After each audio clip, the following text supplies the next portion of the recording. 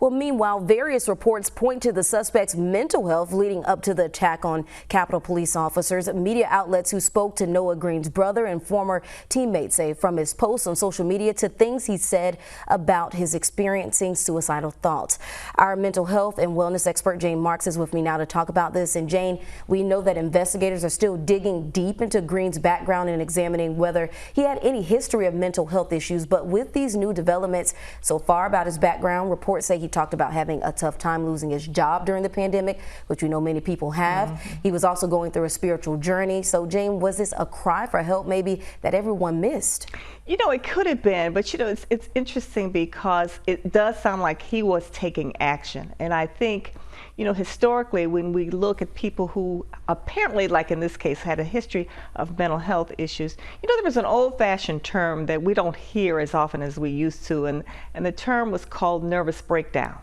You know, it's not a medical term, but certainly all of us are familiar with it, and you start to see family members or people that you know begin to decompensate, and whether or not, you know, they start to experience sleep disruption or anger or depersonalization, or, you know, they start talking about harming themselves or harming other people. All of these could have been there, but it's hard to, you know, it's hard to determine whether or not there was a cry for help, because again, he was already, at least he appeared to be, taking action, you know, as opposed to saying, or reaching out to people saying, listen, I need your help.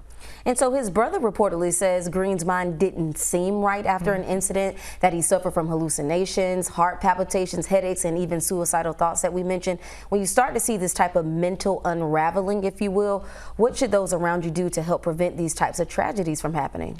Well, you know, the first thing you have to do is to step up. You've got to step up, and that's hard because sometimes some of this behavior is a little frightening to you. Yeah. But more importantly, you must be very non-judgmental when you begin to have these conversations, because, you know, we don't know whether or not this person feels unsafe or not.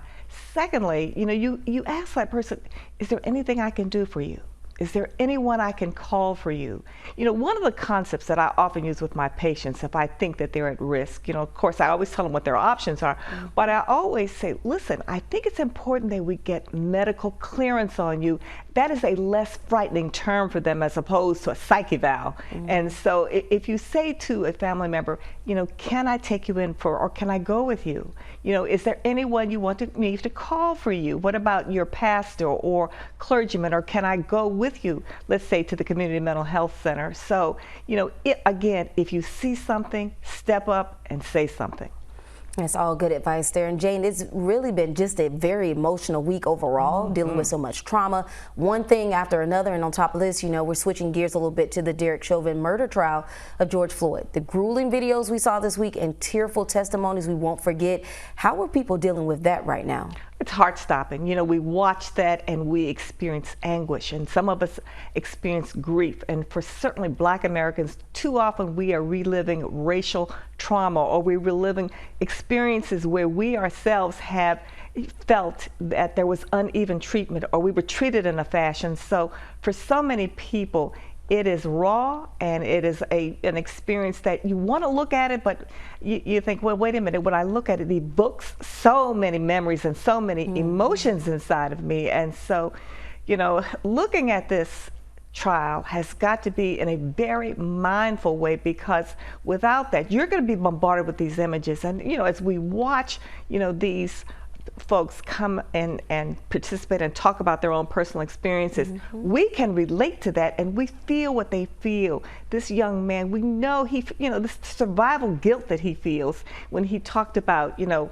reporting that it was a fake $20 bill, or we watched this you know, the person who was witnessing this, he just broke down in tears. And so you're watching it in real time, real emotions, real reactions. And for a lot of us, that affects us deeply. And if we should have a history of anxiety in our own, you know, own personal experiences, it evokes anxiety in us.